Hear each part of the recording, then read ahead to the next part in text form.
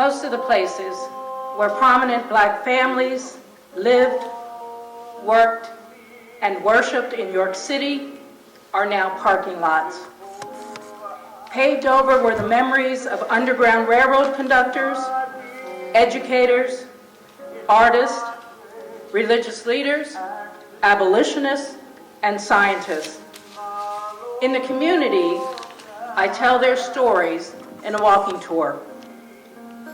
But here at the History Museum, their contributions to York's history are on full display as part of the stories under the stack and throughout the museum. The family Bible holds profound significance within African American history, serving as one of the few tangible records of documenting the existence of enslaved ancestors. Before the 1860s, enslaved individuals often left behind no formal records beyond their first name. Names found in wills, property lists, or on bills of sale. These fragmented pieces of information rarely detailed family relationships.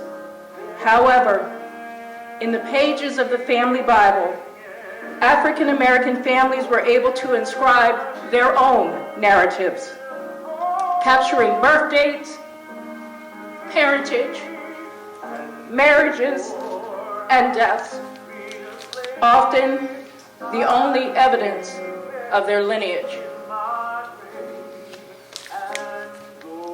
When you walk into the museum, in the very first case on your left, you will find the Johnson Family Bible, given to Harriet Johnson by her husband Cyrus in 1881. This Bible represents the powerful link to the past. Cyrus Johnson, a Civil War veteran who served in Company I of the 25th Regiment of the United States Colored Infantry, settled here in York, Pennsylvania, and built a life with Harriet. The exhibits also feature Mr. Truman Fells, a dairy farmer in southern York County. Dr. Henry Orr conducted cancer research for the National Institute of Health. The flag of the Boy Scout Troop 11, the colored Boy Scout Troop, led by Basil Biggs at Crispus Attucks, adorns the wall on the west side of the building.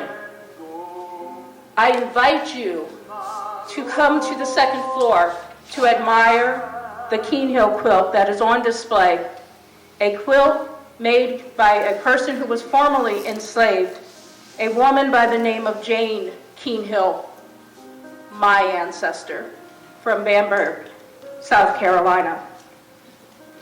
Also on the second floor, you will learn of William Woods and his role in Phineas Davis's workshop. He was instrumental in the building of that coal-burning locomotive, the York, and active with the Underground Railroad. There is an exhibit to further enhance your knowledge about the Underground Railroad network that includes several Black families in addition to the well-known Goodrich family. These families provided aid to those running away from enslavement, running towards the promise of a better future. Just over 100 years later, the need to run would change the lives of countless individuals. Anna Johnson was 84 years old when she went missing 6 weeks after the 1969 race riots. Her body was found face down in the Codorus Creek near Bance Park in York City. Despite the suspicious circumstances of her death, the family was told that the city could not endure any more unrest. Mrs. Johnson's cause of death was listed as a heart attack.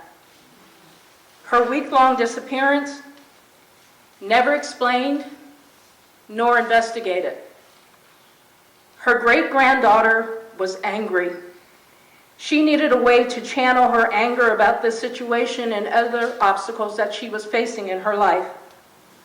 It was suggested that she should run.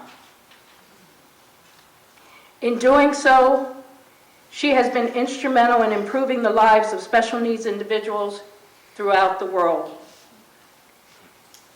Miss Anna Johnson is not visible on the stack. Instead, she is the story behind the story of Loretta Claiborne, American global speaker, multi-sport athlete who has competed in Special Olympics for over 50 years, and she serves on the Special Olympics International Board of Directors.